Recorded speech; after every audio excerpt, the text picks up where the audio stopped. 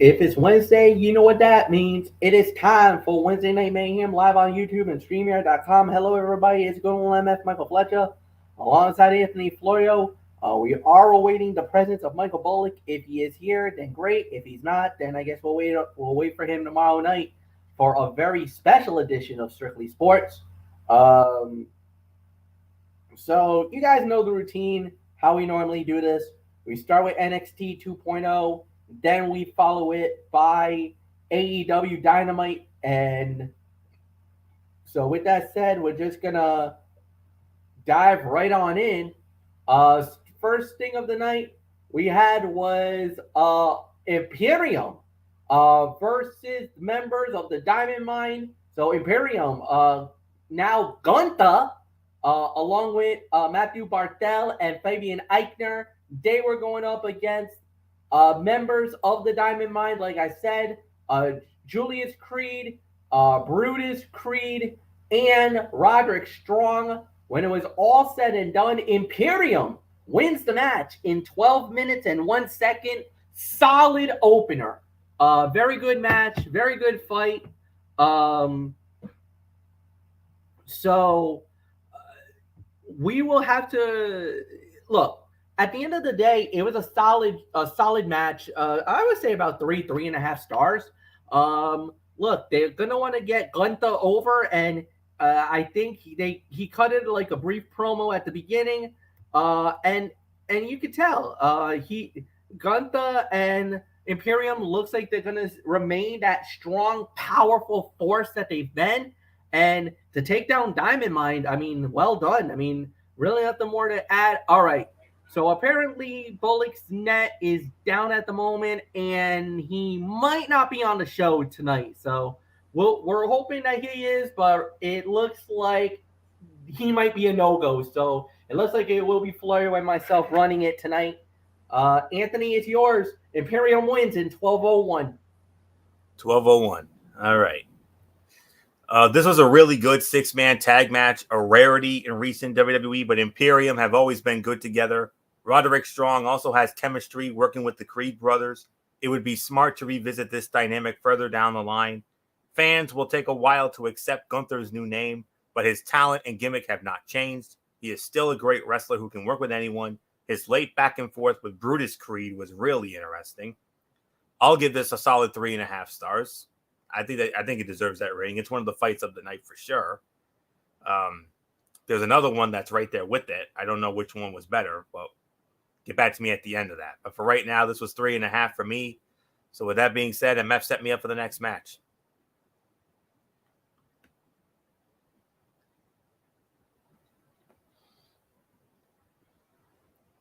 I'm sorry, my bad. It was Raquel Gonzalez versus Cora Jade. Raquel Gonzalez wins the match in 6 minutes and 2 seconds. Florio, it's yours. This was a classic wrestling story. The underdog rookie fought with all her heart to prove she could hang with a veteran. It was good to see more of what the skater can do. NXT has played it smart with Cora Jade. The 21-year-old is still learning, and she has gone from lucky roll-ups to proving her own toughness step by step. Raquel Gonzalez and Cora Jade are the only team guaranteed for the Dusty Tag Team Classic and have to be considered the early favorites. I'll give this 2.5 stars for the effort, so not much more to say. MF, your thoughts?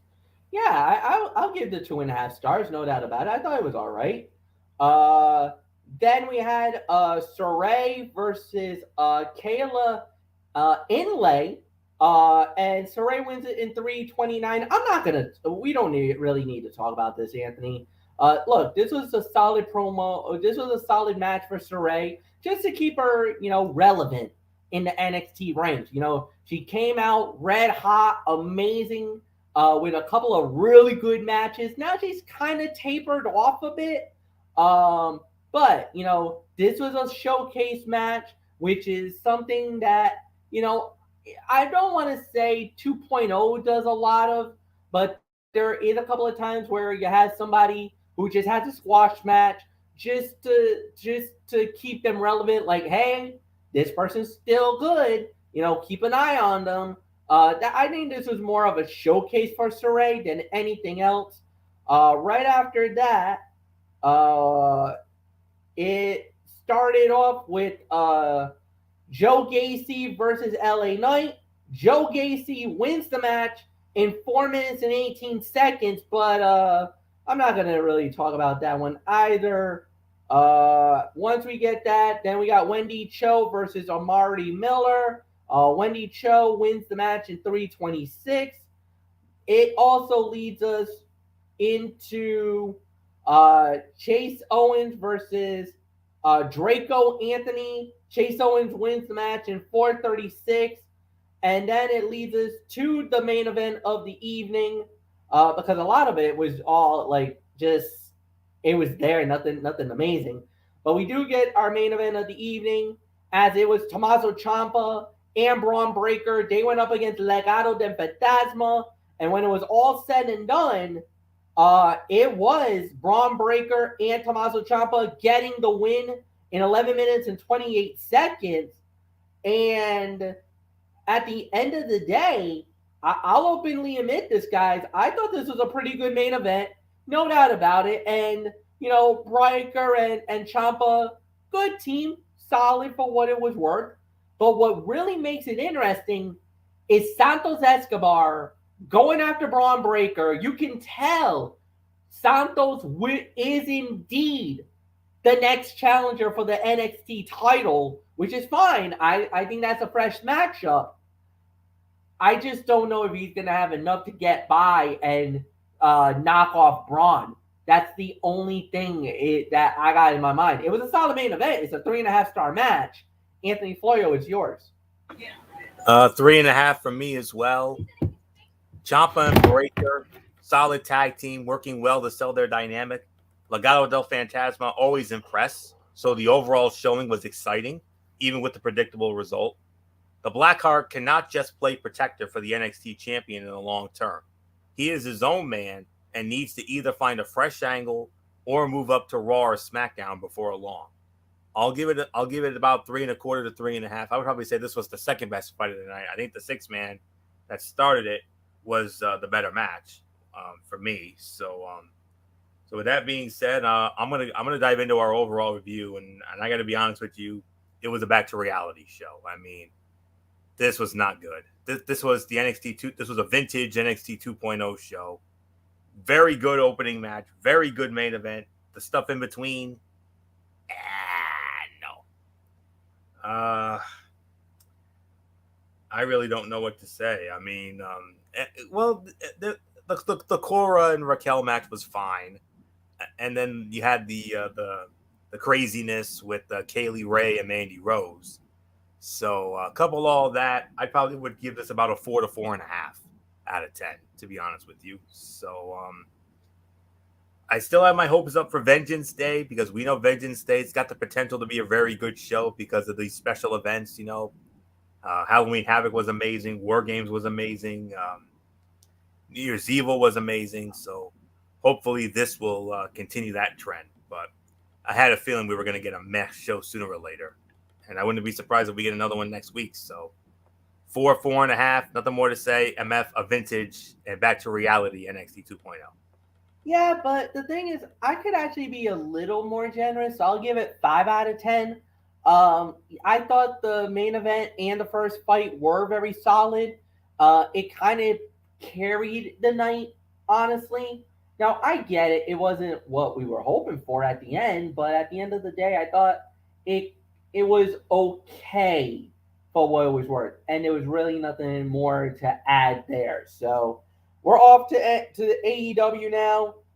We start off with Jon Moxley versus Wheeler Yuta, and interesting dynamic here, because not only did Orange Cassidy were there, but Danhausen.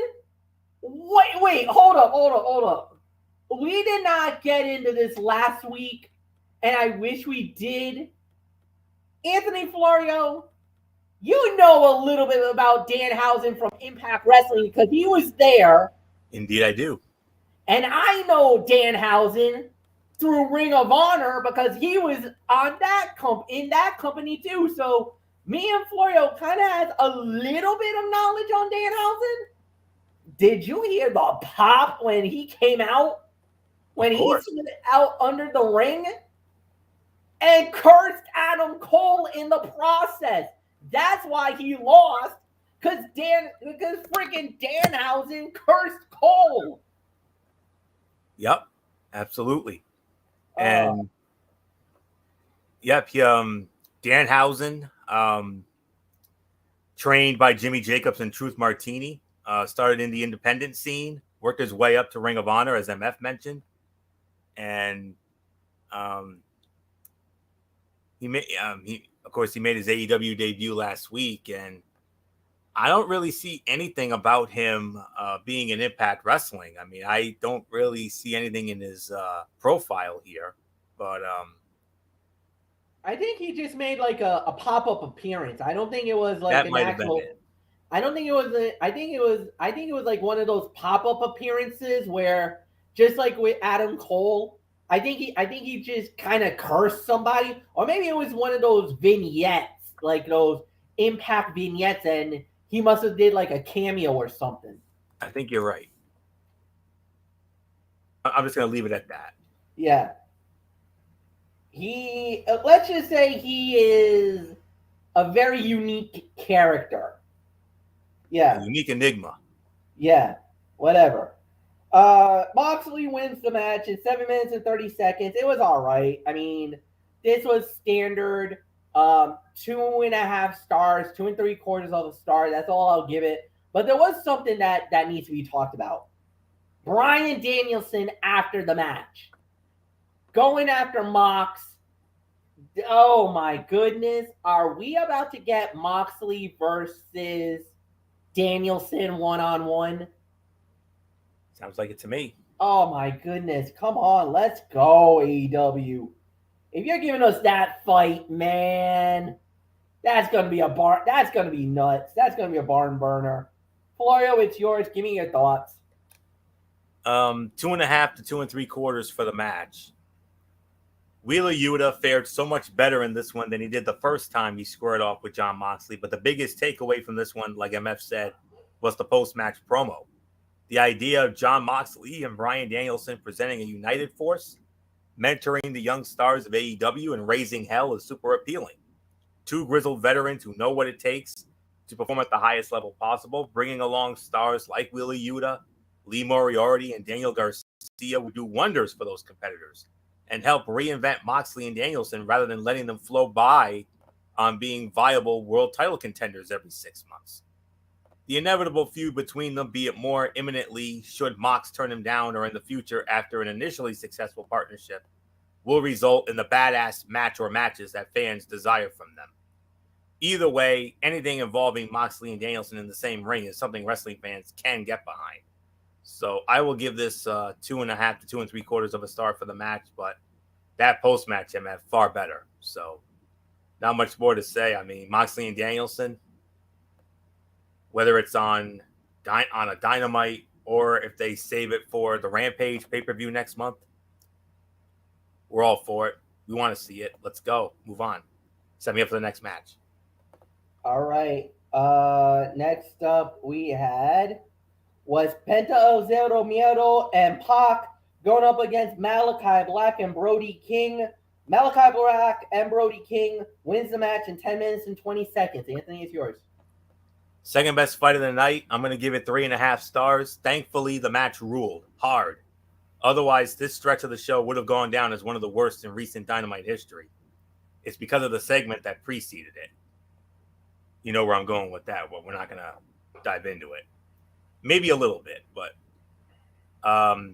Malachi Black and Brody King work incredibly well together, and the chemistry between the former and Pac creates a desire to see those two tear the house down on a future episode of Dynamite, Rampage, or even the Revolution pay-per-view. Give us all of that goodness. Now, it is difficult to take sides in a feud between Dan Lambert and Brandy Rhodes when both characters come across as so incredibly unlikable. Brandy has that star quality, as does the returning Paige Van Zant. Hey now. But even a match between the two of them fails to inspire interest in that program. So that's what preceded it before the match. But the match was amazing. It was the second best fight of the night. I'm giving it 3.5 stars. So there isn't more to say except MF. I mean, I would love to see Malachi Black and Pac in a one-on-one anytime, whether it's on a Dynamite or Rampage or the Revolution pay-per-view battle of two NXT former NXT champions. I'm all for it. And not only that, but they're two of the most likable guys too. I mean, fans are behind Malachi and they're also behind Pac, and yeah, that would be a very interesting matchup to say the very least. Next up, we had was Nyla Rose versus Ruby Soho. Nyla Rose wins the match in 10 minutes and 50 seconds. It was a good back and forth match. It could have been a lot more better, but Vicky Guerrero was getting involved way too much in this match, in my opinion, and it actually sunk the match. This would have been an easy 3-star rating, because of the interference and everything else that was going on. It's only 2.5 for me. Mildly disappointed with this match. This match could have been a hell of a lot better than what it was. Florio, go. 100% agree. 2.5 to 2 3/4 for this. This was a surprisingly one-sided dominant victory for Nyla Rose. The native beast and former AEW Women's Champion never really found herself in any danger, just systematically beating down Ruby Soho en route to an impressive victory. With each woman holding a victory over the other, it would seem this feud ends with a rubber match. What that does for the winner, if anything, is the real question, given the fact that neither appears to be in imminent contention for the AEW Women's Championship. Maybe a shot at Jade Cargill and the TBS title would be an option, though. It might be too early for a Soho rematch, and the idea of a heel versus heel showdown between the current champ and Rose seems like a long shot. 2.5, 2 3/4. I 100% agree with the ratings. So set me up for the next match, MF. Anthony, it's the big one. Oh, yeah. The biggest, highly anticipated matchup. CM Punk versus MJF. One-on-one. Winner of the bout. 39 minutes. 15 seconds. Maxwell Jacob Friedman. MJF knocks off CM Punk in his own hometown, in his own backyard. He just pulled the upset in Chicago. Oh my God. But Anthony, you can say it. This was a tainted victory. Yes. This lost the 5-star rating. And that's why I'm bumping it down to 4 1/4 to 4.5. That's the absolute best this can go. Because of the fact that we had a false finish at the start. MJF thought he had a cheap win, but the referee was aware of his shenanigans and restarted the match. And then he had to cheat to win thanks to Wardlow. So that definitely put a damper on this. But MF, make no mistake about it. This was a really strong wrestling match between one of the best of his generation and a guy poised to be the face of the next. CM Punk sold like a pro, making everything MJF did look great. In return, the young Phenom put over all of Punk's late match offense and really appeared to be reeling. Having Wardlow provide the ring, the Dynamite Diamond ring that would prove the difference, was a nice touch. The post-match facial expressions suggest he did so reluctantly, which continues the dynamic between him and his associate that will eventually culminate in a massive babyface turn for the big man. MJF winning in Chicago was a nice touch and gives him carte blanche to brag about beating an industry icon in his hometown. It also sets up a rematch at the earliest possible date, which I see being the Revolution pay-per-view that should see Punk silence his rival. If there was one issue with the match, it was the ever-present idea that every major match needs to be of epic length. This would have been just as excellent with even 8 to 10 minutes shaved off of it. As it was, there was clearly a moment or two throughout where there was some biding of time going on before the finish. Sometimes less is more, and that is something AEW, still early in its run, will learn over time, or risk some of these long-awaited matches overstaying their welcome. It is the fight of the night. It's not the 5-star classic, obviously. 4 1/4, 4.5. That's the best I can go. So, not much more to say. MF, I mean, biggest win for MJF in his career to this point, could have led to some even bigger wins down the road. I mean, thank God Michael Bullock is not here. Thank God Oh Bullock yeah. is not here. Oh yeah. Oh, he would be absolutely going crazy right Fall now. on Saxton. Fall on Saxton. Oh my God, he'd be going crazy right about now. He despises MJF. Despise him. And now MJF just knocked off CM Punk. And the way he did it, I mean, oh my word, dude, there would be a riot in the building right about now. I'm surprised there wasn't a riot in Chicago. You know how beloved CM Punk is. And for Punk to lose like that in Chicago? Oh no. Something bad would have happened tonight in Chicago. So I don't know. People were angry. MJF just pulled off one of the biggest wins of his career. And Punk, in a way, they protected him, but did they protect him all the way? I don't think so. I still think he still gets a little bit of the egg on the loss, but still, I digress. Holy cow, man. What a night. What an event. Yeah, 4.5 stars is my rating. Overall, I think what really saved the show was that match, the CM Punk versus MJF. Because to be honest, the beginning was good. We're not getting into that Brandy Rose, Darren Lambert, American Top Team mess because that was bad. I did like the segment with Adam Hangman Page, the Hangman, and with Lance Archer, Jake the Snake. That was pretty cool. I thought that was fine. I'm gonna say it, and Anthony, you even admitted to it. The first hour of the show was okay.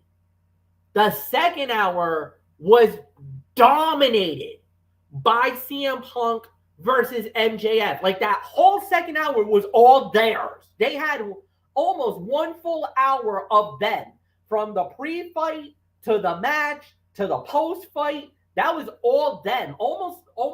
They almost gave them one full hour of CM Punk versus MJF. No complaints there. That second hour is a must watch. You got to see it all the way through. The first hour, there's bits and pieces where I think even Anthony will agree, you could skip right over it because some of it is irrelevant in my eyes. But as a whole, 7.5 to 8 out of 10. And that's mainly because of Punk versus MJF. As a whole, this was first hour was okay, maybe a 50-50 show. Second hour, you got at least a 9 just for the second hour alone. The only reason why I'm deducting it's not getting the full 10 is, again, the interference, the false finish, that really hurt the end of the product. So 7.5 to 8, Anthony, it's yours.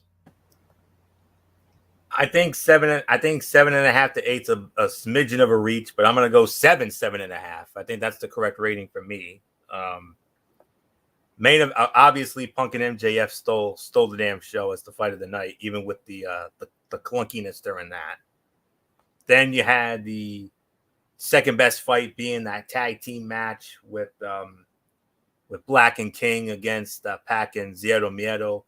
That was the second best fight of the night. Third best fight, probably Moxley and Yuta, and then Soho and Rose was fine. Some of the other, that post-match segment with Danielson and Moxley, that was a sight to behold. And just wanted to and then from there we had the that fine segment with Hangman and Archer, and then of course you had that meh segment with Brandy Rose and Dan Lambert. So yeah, 7.5 for me, and it's on to Atlantic City, Boardwalk Hall, formerly the Trump Plaza Hotel and Casino in Atlantic City, that hosted WrestleManias 4 and 5, and we'll see what they can put on next week. I mean, the big one, obviously, Hangman versus Archer in that Texas death match for the AEW World Heavyweight Championship. You've also got this Inner Circle Summit, I guess you could call it. Could it be the end of the Inner Circle? It's very likely. We'll have to wait and see on that, and whatever else they give us. So, and one interesting thing. I mean, I thought it was supposed to be Brian Kendrick squaring off against Moxley. Something must have happened there. I don't know if Kendrick got COVID or if a travel problem. I don't know. I'm gonna have to look into that. But I know Kendrick was supposed to be on that show tonight. Kendrick was supposed to be squaring off against. Oh no, Anthony! I got your answer. Hold off. He got kicked out of the building. Yep, I see it. Yep. There was an incident. I guess some comments were made, and some allegations and some things came to light on Brian Kendrick, and he was dismissed from the building. So so no need to get into that. Oh no. Very controversial. Yeah, it was controversial. It wasn't good. Definitely props to AEW for doing their due diligence. Agreed. And getting it right before a backlash was going to hit, and it was going to hit. It was going to hit. Almost similar to what we did in-house here. Yeah. So almost like that. Almost like it. So nothing more to add there. We'll leave it at that. Tomorrow night, Strictly Sports is back, better than ever. Anthony Florio, you got the docket. We got Drop time. it. We got plenty of time here because we went through both of those things like nothing. But all right. Of course, we have to start the show, of course, with Tom Brady. It is official. Tom Brady announces his retirement. I'm really hoping Bullock will be on tomorrow. Hopefully, he'll have his net situation worked out. And if he should, I think it's only fitting, MF, and I know you'll agree with me on this. I think it's only fitting he lead off on that. Oh, yeah, absolutely. Because, it was his team that he played for the better part of 20 years or so. You and I can't do it justice. Only he can. So, but we'll still give our thoughts, though. Of course we will. But we're gonna give Bullock the ball with that, and we're gonna let him run with that. You know what? So, Tom Brady's retirement, obviously, another legend retiring, Ben Roethlisberger. He announced his retirement recently. We'll pay our respects to Big Ben. Of course, the legendary battles those two guys had, Brady and Ben. Ooh, some classics to say the very least. MF and I had many of those back in the day, but get into both of those. The NHL, we got the coaching carousel. Two notable coaching changes when it comes to Big Blue and the silver and black. I'll leave it at that. Of course, we're also going to get into the we don't really preview the Pro Bowl, so not really, no. Do we want to get into the NHL All-Star? The All-Star festivities, yeah. I mean, we could talk about the All-Star game. I mean, we normally do cover it, after the fact. So yeah, we could do it. Yeah, NHL All-Star game, including two wild and crazy Vegas-themed events for skills competition. Oh yeah, I heard about this on the Fly show on the NHL Network, and when I saw this, I'm like, I got to share it with these guys, especially MF, because I know MF. This is something that he would love. So, yeah, we'll address the skills competition and the game and the rosters and all that, and then from there, there's that, and in a double main event, there's going to be a double main event. First will be our early thoughts on Super Bowl 56. The matchup is set.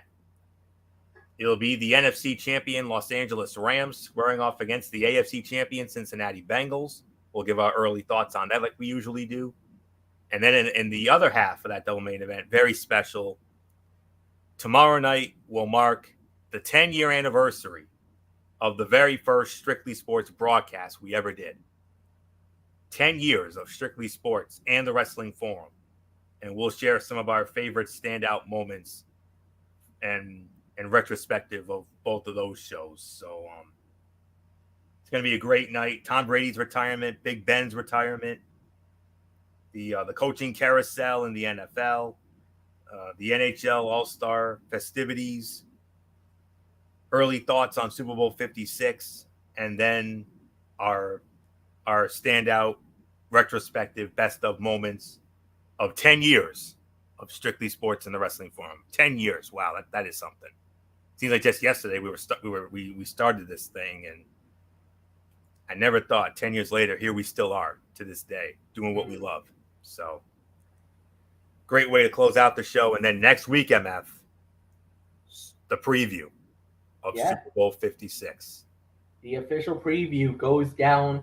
And not only that, but also next Thursday, because it's happening live as it happens, we're also going to give our thoughts about the NFL honors because it is happening at that time.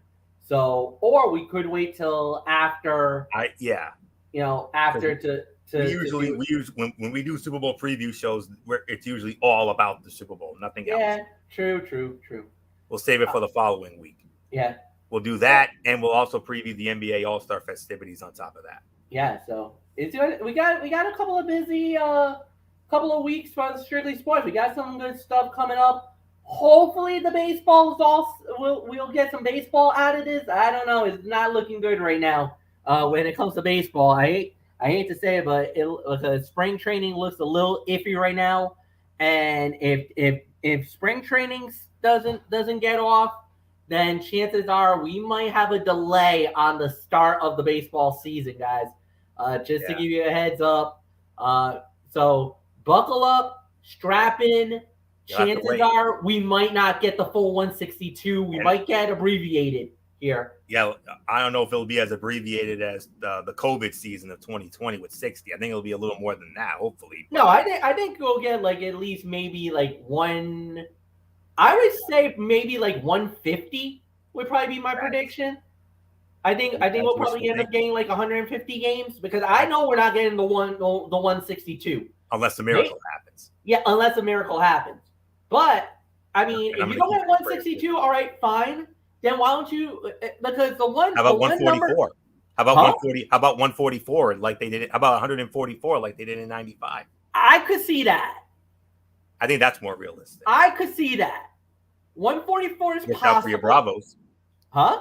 It worked out for your Bravos that year. Yeah, it did. I mean, what the hell? And you'll have to, unless they get their heads out of there, you're gonna have to wait a little bit to see that for that emotional moment. I know you'll have the tears rolling down when you see that World Series banner going up into the rafters of Truist Park. Oh yeah. We've already got the look of what the banner looks like already. They revealed it the day they won the World Series. Well, they didn't reveal it all. So I'll say that. But they showed the first. I got the first look of the what. Well, it's not an official banner. It's just the pennant. And so it's the same color as they did for the 1995. It's the same look, the same setup. Okay. It looks amazing. But there is another thing coming, and that's going to be the one, and that's the one you're talking about, Florio. Yeah. That we don't know yet, and that we're itching to see. And the rings, and the ring ceremony too. And the rings, yeah. The rings have not been released yet either. So I mean, we still got a lot of things to worry about when it comes to the Atlanta Braves. So we still got some things to worry about. I like signing Freddie Freeman, but we'll get there. Well, hopefully we get him. Now, I'm hearing the Yankees are sniffing around and trying to steal him away from us. I hope that does not happen. I do not want to see Freddie in pinstripes. I'll be pissed. I kind of do. Oh, well, of course. I mean, Freddie Freeman, a New York Yankee, man. I mean, Business would pick up. Oh yeah, He could put us over the top, and he could help us snap our funk. It will be 13 years since we've last won it. Yep. So I mean, that's too long. That's the thing. That's the thing. We got to wait and see how this plays out. Now, I heard a rumor that if that did happen, maybe Atlanta, and I've heard this rumor that Atlanta might be talking with Oakland about maybe Matt Adams. Whoa. Yeah. Business would pick up there. I mean, we lose Freddie, but we get Matt Adams? I mean, that's a nice little compilation, but I know a lot of Atlanta fans would still be mad because, I mean, Freddie Freeman is the heart and soul of that team. I know everybody's like, but you got so many weapons. You have Ronald Acuna. You have Ozzy Albies. You got Brian Schnicker. You got all these great guys. Like, you also got Mike Soroka. You also got, Max Fried. You got all these great guys. No, guys. Freddie is the heart and soul of the Atlanta Braves. He is the heartbeat of that team. Indeed. And, he was there when the Braves stunk. He was there when the Braves were going through the downward spiral. And now all of a sudden he helped us get to the division title, got us to the NLCS, got us to the World Series, and then had a little slow start. But then when the key moments came, he produced. So that's the one thing. Everybody wants Freddie to stay. They love Freddie. They love his wife, Chelsea. They love Charlie. They want them to stay in Atlanta. And I know Freddie wants to stay in Atlanta. He even said he wanted it for this to be done. So, but the problem is we can't talk to Freddie now. Because of this lockout, everything is now frozen. You can't talk to any players. So, unfortunately, we can't get the deal done. We're stuck in the mud. So hopefully, Fred, once this lockout is over, we can start to get back, and then maybe Freddie comes back to Atlanta, and we try to do the back-to-back, the belly, the jumping jamboree type thing. I know a lot of other teams are going to beg to differ. Yankees, Red Sox, Astros, Dodgers, Giants, Reds, Giants. So I know there's a few teams out there that's like, oh no, Atlanta, you had your moment. You won our hearts. You won our hearts 3 months ago. Yeah, we won the hearts because we beat the Houston Astros. If it wasn't the Astros and there was some other team, I don't know if we get the same love. Let's say that. Right. All right. So we got a lot to talk about. We'll talk about baseball. If the season gets going, then you'll get the baseball preview. You'll get all the stuff when it comes to Major League Baseball. That'll probably get us at least up until the summer. Of course, we got hockey, we got basketball, playoffs. NCAA is about a month. The March Madness is about a month away from now. So no, we got some stuff that we can do leading in. But until then, we're done for the night. We're getting on out of here. For Anthony Floyo, I'm Michael Fletcher. Have a good night, everybody, and we will see you tomorrow night for Strictly Sports.